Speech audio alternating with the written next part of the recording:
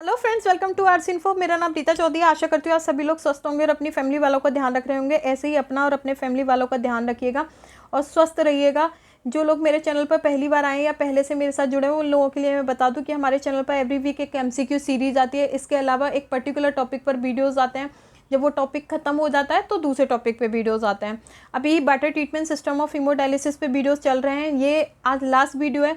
इससे water treatment system से related कुछ डिजीज़ हैं, उसके ऊपर एक वीडियो आएगा जो आपको आज या कल में मिल जाएगा। इससे पहले हीमोडायलिसिस कॉम्प्लिकेशन के ऊपर वीडियोस आ चुके हैं। बीच बीच में डिमांडेबल टॉपिक पे भी वीडियोस आते हैं।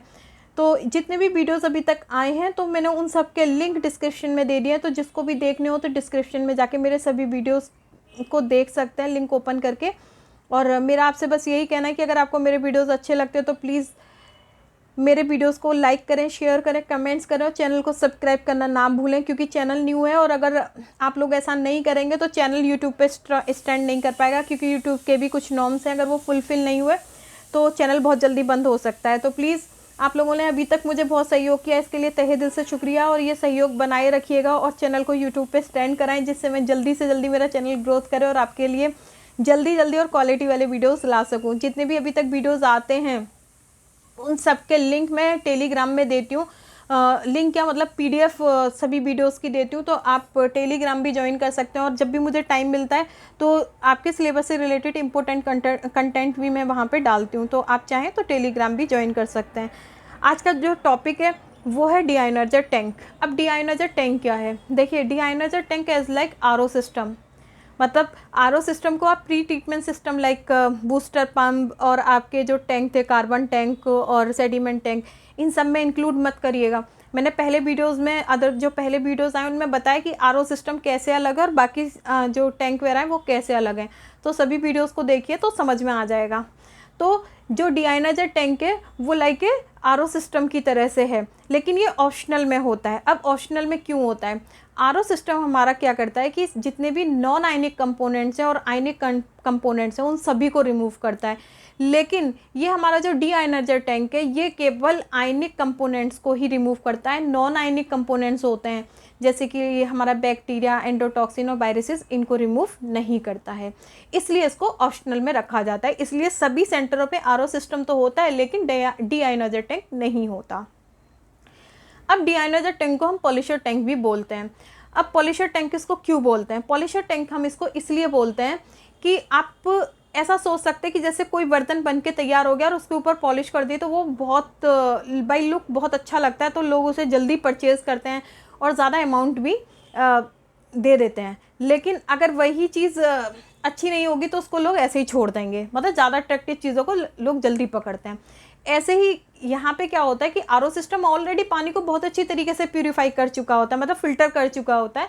लेकिन बाद में इस पानी को जहाँ पे डीआयोनाइजर टैंक होता है वहाँ पे क्या करते हैं, RO सिस्टम के पानी को भी डीआयोनाइजर टैंक में भेजते हैं, जिससे पानी और ज़्यादा फ़िल्टर हो जाए। और उसके बाद इस पानी को हम कहाँ भेजते हैं? डिस्ट्रीब्यूशन सिस्टम के थ्रू डायलिसिस यूनिट में भेजते हैं।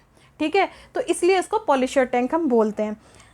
तो हम कह सकते हैं कि डीआयोनाइजर टैंक किसके ऊपर बेस्ड होता है? आयन एक्सचेंज प्रोसेस के ऊपर बेस्ड होता है। मतलब ये आयन एक्सचेंज प्रोसेस के ऊपर काम करता है और इसी के आधार पर इसको दो पार्ट्स में डिवाइड किया गया है। सबसे पहला है सॉलिड फेज डीआयोनाइजर और दूसरा है कंटिन्यूस इलेक्ट्रिक डीआयोनाइजर। अब देखिए, सॉलिड फेज डीआयोनाइजर के बारे में हम पढ़ते हैं कि आखिर सॉलिड फेज डीआयोनाइजर क्या होता है। इसमें आप ऐसे समझ सकते हैं कि सॉलिड फेज डीआयोनाइजर के पास कैटाइन्स भी होते हैं, क्योंकि ये आयन एक्सचेंज प्रोसेस पे काम करता है हमारा डीआयोनाइजर। इट मीन्स इसके पास माइनस आयन भी होंगे और प्लस आइंस भी होंगे, मीन्स कैटाइन्स भी होंगे और एनाइंस भी होंगे। तो इसके सॉलिड फेज जो डीआयोनाइजर है इसके पास भी कैटाइन्स भी होंगे और एनाइंस भी होंगे। लेकिन ये खुद भी दो पार्ट्स में डिवाइड होता है, मतलब इसके पास दो बेड होते हैं। एक बेड को हम बोलते हैं ड्यूल बेड और दूसरे बेड को हम क्या बोलते हैं? Mix bed. अब देखिए, इसके जो ड्यूल बेड को हम ऐसे समझ सकते हैं कि इसके पास एक डबल बेड है। अब डबल बेड में क्या होता है? दो बेड अलग अलग होते हैं और वो मिलके एक पूरा बेड बनाते हैं।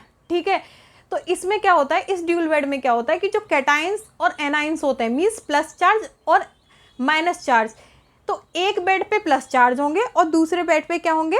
माइनस चार्ज होते हैं। लेकिन मिक्स बेड में क्या होता है, इसको हम सिंगल बेड की तरह से यूज़ कर सकते हैं। लाइक इसका एक ही बेड होगा जिसपे कि प्लस चार्ज भी होंगे और माइनस चार्ज, मीन्स कैटाइंस भी उसी बेड पे होंगे और एनाइंस भी होंगे। इसके लिए कोई अलग अलग बेड नहीं होता मिक्स बेड में। तो ऐसे हम बोल सकते हैं इसके पास क्या होता है, मिक्स बेड होता है एक, और एक क्या होता है, ड्यूल बेड होता है। अब जो कैटाइंस रेजिन जो होती है, मतलब जो कैटाइंस वाली रेजिन के जो रेजिन है, उसके पास क्या होता है, उसके पास होता है सल्फ्यूरिक ग्रुप। और वो किसके सल्फ्यूरिक ग्रुप होता है, और इसीलिए किससे एक्सचेंज करते हैं, हाइड्रोजन आयन से। और ये किसके लिए एक्सचेंज करते हैं, सोडियम के, कैल्शियम और एल्युमिनियम से। दूसरा क्या है हमारा, एनाइनिक रेजिन है, जिसके पास क्या होता है, अमोनियम ग्रुप होता है, और ये हाइड्रोक्सिल आयन को एक्सचेंज करते हैं किससे, क्लोराइड से, फॉस्फेट से एंड फ्लोराइड से। दूसरी तरफ क्या होता है कि ये जो हाइड्रोजन आयन है और हाइड्रोक्सिल आयन है, ये आपस में मिलकर भी क्या बनाते हैं, पानी को फॉर्म करते हैं। और एक और चीज़ है कि डीआयनाइजर टैंक में जितने कम आयंस होंगे उतनी कंडक्टिविटी इसकी लो होगी, और जितने ज़्यादा आयंस होंगे उतनी कंडक्टिविटी उसकी ज़्यादा हो जाती है। अब एक चीज़ ये आती है कि डीआयनाइजर टैंक का पता कैसे लगाएं कि डीआयनाइजर टैंक अच्छी तरीके से काम कर रहा है या नहीं। तो देखिए उसका सिंपल सा तरीका है कि डीआयनाइजर की कंडक्टिविटी और रेजिस्टिविटी को देख के हम पता कर सकते हैं कि डीआयनाइजर टैंक अच्छी तरीके से काम कर रहा है या नहीं। देखिए इसकी कंडक्टिविटी होती है 1 ms पर सेंटीमीटर। अगर 1 ms पर सेंटीमीटर से इसकी कंडक्टिविटी ऊपर जा रही है, इट मीन्स हमारा डीआयनाइजर टैंक प्रॉपर वर्क नहीं कर रहा है। दूसरी तरफ क्या है, इसकी रेजिस्टिविटी, जिसको कि हम आई थिंक 1 मैग ओम पर सेंटीमीटर है। तो अगर रेजिस्टिविटी 1 मैग ओम पर सेंटीमीटर से कम चली जाती है, it means deionizer tank proper work नहीं कर रहा है। मतलब अगर 1 से कंडक्टिविटी नीचे चली जाए तो काम नहीं कर रहा है डीआयनाइजर टैंक, और 1 से ऊपर चली जाए कंडक्टिविटी तो भी डीआयनाइजर टैंक नहीं काम कर रहा है। रेजिस्टिविटी 1 मैग ओम से ज़्यादा होनी चाहिए और कंडक्टिविटी 1 ms पर सेंटीमीटर से कम होनी चाहिए।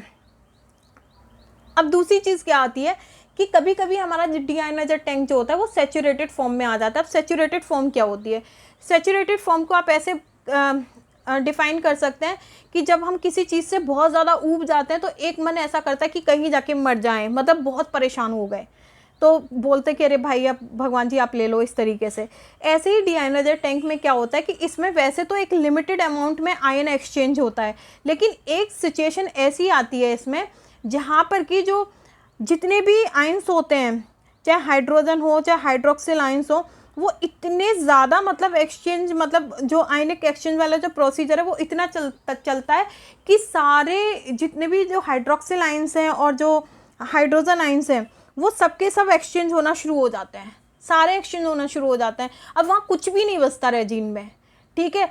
तो दैट सिचुएशन में जो डीआयनाइजर है वो किस में आ जाता है, एग्जॉस्टेड फॉर्म में। मतलब बहुत आप बोल सकते हैं एकदम निशब्द, मतलब वो उसके पास कुछ नहीं होता, ठीक है। ये जो एग्जॉस्टेड फॉर्म होती है इसमें डीआयनाइजर इनएक्टिव नहीं होता, इनएक्टिव फॉर्म में नहीं जाता। लेकिन इसका अर्थ क्या होता है कि अब डीआयनाइजर टैंक को क्या कर देना चाहिए, चेंज कर देना चाहिए, क्योंकि जो इसकी रेजिस्टिविटी है, काम करने की जो पावर है वो क्या होती जा रही है, कम होती जा रही है। बहुत ज़्यादा आयंस को निकाल रहा है, बहुत ज़्यादा पानी वहाँ तक पहुँचेगा, जितनी हमें ज़रूरत नहीं है उससे ज़्यादा पानी को ये देगा, ठीक है।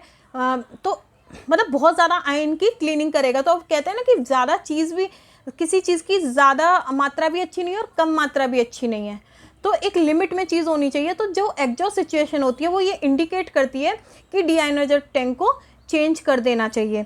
अब देखिए यहाँ पे मैंने दे रखा है इसकी रेजिस्टिविटी भी और कंडक्टिविटी भी।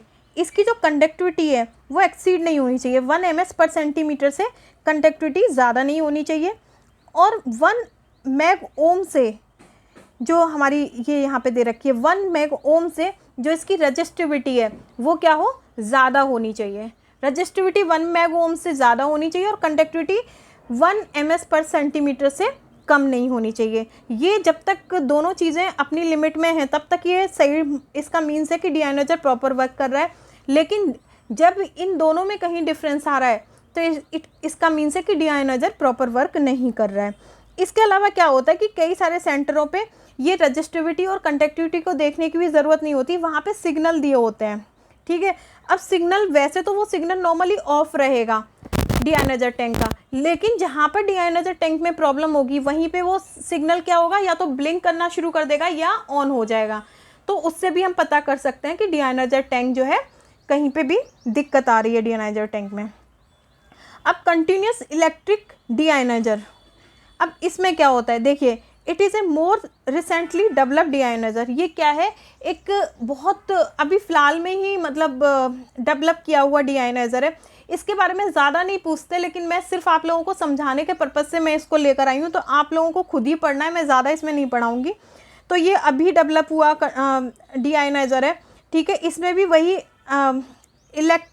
इलेक्ट्रोडायलिसिस एंड आयन एक्सचेंज का प्रोसीजर चलता है, हाई क्वालिटी वाटर देता है ये, ठीक है। एज लाइक वही सेम प्रोसीजर होता है। It combines ion exchange membrane and resin to remove ions from the water and influence of the electrical field. इसमें जो पढ़ने के लायक है, वैसे तो पूरा ही पढ़ने के लायक है, जैसे कि इसमें दे रखा है कि CDI modules consist in A series of thin parallel compartment. मतलब ये क्या होता है, एक थिन पैरेलल कंपार्टमेंट्स में ये कंसिस्ट होता है, बना होता है, ठीक है, जो कि सेलेक्टिव कैटाइंस और एनाकाइंस की मेम्ब्रेन्स रखता है। इसके साथ में जो अरेंजमेंट जो होता है एवरी सेकंड कंपार्टमेंट का field with the mixture of cations और एनाइन से फील्ड होता है। अब इनकमिंग वाटर जो होता है इसमें क्या होता है, सेपरेटेड होता है 2 फ्लक्सेस में। एक होता है मेन फ्रैक्शन ऑफ वाटर, जहाँ पर क्या होगा, जो फ्लोइंग वाटर है वो मिक्स रेजिन में जाएगा, डाइल्यूट हो जाएगा और प्रोडक्ट कंपार्टमेंट में जाता है। दूसरा क्या है इसका, स्मॉल फ्रैक्शन में। अब ये सारा आपको मतलब अपने नॉलेज के लिए पढ़ लीजिएगा, बाकी तो इसमें ऐसा कुछ भी नहीं है, वो पूरा मैंने आपको दे रखा है कि क्या क्या है, कैसे कैसे है, ये सारा मतलब ये सब आपको खुद ही पढ़ना पड़ेगा। मैंने जो इसमें जो मेन बातें थी वो मैंने आपको बता दी। अब सबसे मेन बात आती है इसमें, देखिए इसका सिस्टम मैं दिखा देती हूँ आपको कि ये कैसे काम करता है। सबसे पहले हमने पहले ही पढ़ा था जो टैंक वगैरह थे, फिर कार्बन फिल्टर वगैरह आ गए, फिर हमारा रिवर्स ऑस्मोसिस सिस्टम आ गया और डीआयोनाइजर टैंक आ गया, और ये क्या है, रीप्रेशराइजेशन पंप आ गया, और ये हमारा स्टोरेज टैंक, और यहीं से फिर आगे कहाँ चला जाता है, हमारा पानी डिस्ट्रीब्यूशन सिस्टम में चला जाता है। नेक्स्ट हम एक और पिक्चर है इसमें, जिसमें कि वही सेम चीज़ मैंने दोबारा से दिखाई है, और यहाँ पे मैं जो लेकर आ रही हूँ, मुझे इसका जो ड्यूल वेड वाला वो तो मिला नहीं, इसका ये मिक्स्ड डीआयोनाइजर वाला मिला है। देखिए इसमें क्या मिक्स्ड में OH माइनस H+, ठीक है, सोडियम के आयन दे रखे हैं, क्लोरीन के आयन दे रखे हैं, और देखिए H+ और Cl मिल गए, यहाँ पे H+ और OH मिल के क्या बना दिया इन्होंने, पानी बना दिया। यहाँ पे Na+ और Cl मिल के NaCl बना रहे हैं। तो इस तरीके से इसमें दिखाया गया है कि रॉ वाटर कैसे आ रहा है, किस तरीके से इसमें चल रहा है।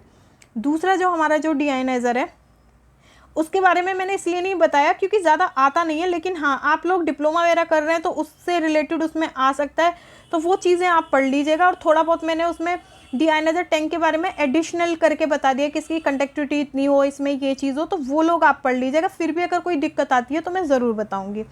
देखिए ये कंटिन्यूस इलेक्ट्रिक डीआयोनाइजर का ये मैंने एक पिक दिया, लेकिन इसमें कुछ दिखाई नहीं दे रहा था, तो मैंने दूसरा पिक भी इसका दे रखा है।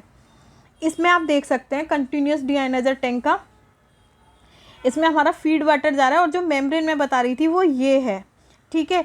ये जा रही है हमारी परमिएट मेम्ब्रेन, मतलब जो प्रोडक्ट वाटर की मेम्ब्रेन है ये रही, ये दोनों की दोनों, ठीक है। यहाँ पे Cl- भी है, ये Na+- मतलब NaCl बन जाएगा, यहाँ पे NaCl बनेगा, ठीक है। यहाँ पे H+ का दे रखा है, यहाँ पे OH-, मतलब अलग अलग कंपार्टमेंट दे रखे हैं ना, मैंने आपको बताया था ना इसमें 2 कंपार्टमेंट होते हैं।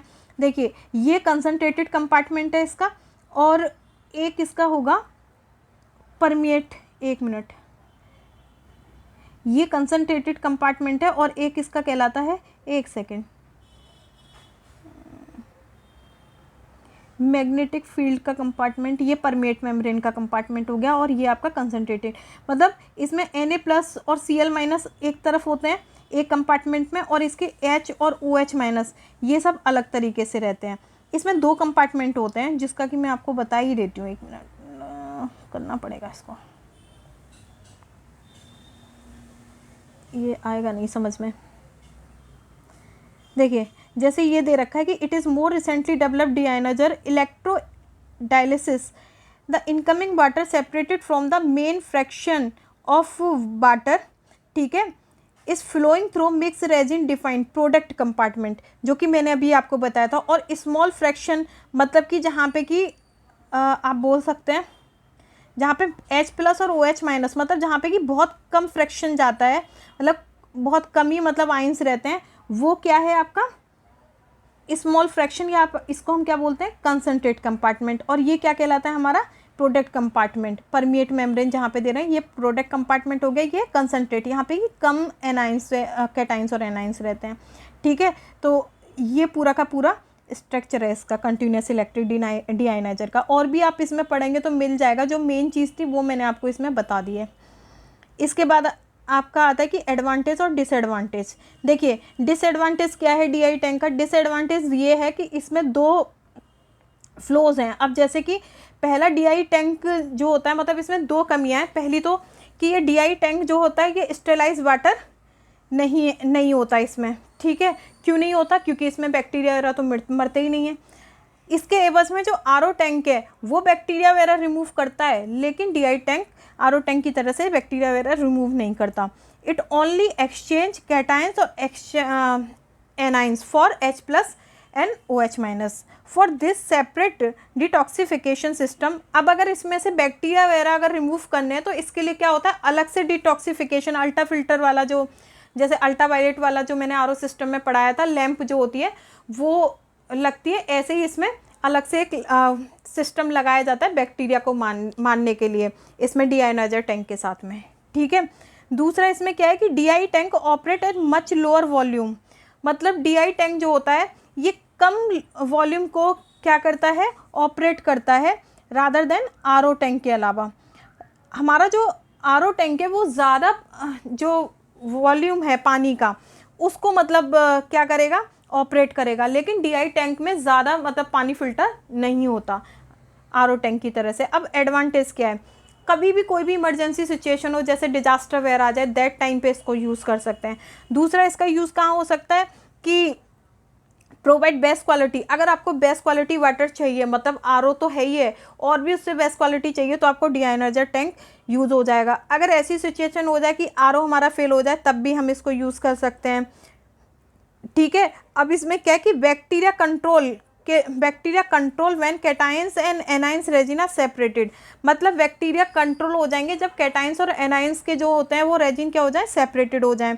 ये रिवर्स ऑस्मोसिस वाटर पे पॉलिश का काम करता है, ठीक है। तो ये इसके कुछ एडवांटेज हैं। तो ये पूरा इसका डीआई टैंक का मतलब टॉपिक था। तो अगर आपको मेरा वीडियो अच्छा लगे तो प्लीज़ लाइक करिएगा, शेयर करिएगा, कमेंट ज़रूर करिएगा, क्योंकि टॉपिक अभी बहुत लंबा हो रहा है तो मुझे ये इसका दूसरा वीडियो भी बनाना पड़ेगा, ठीक है। तो आज का डीआई टैंक ये फिनिश हो गया। इसमें मैंने ये भी बताया आपको, चलिए मैं दूसरे वीडियो में बताती हूँ आपको। Thank you.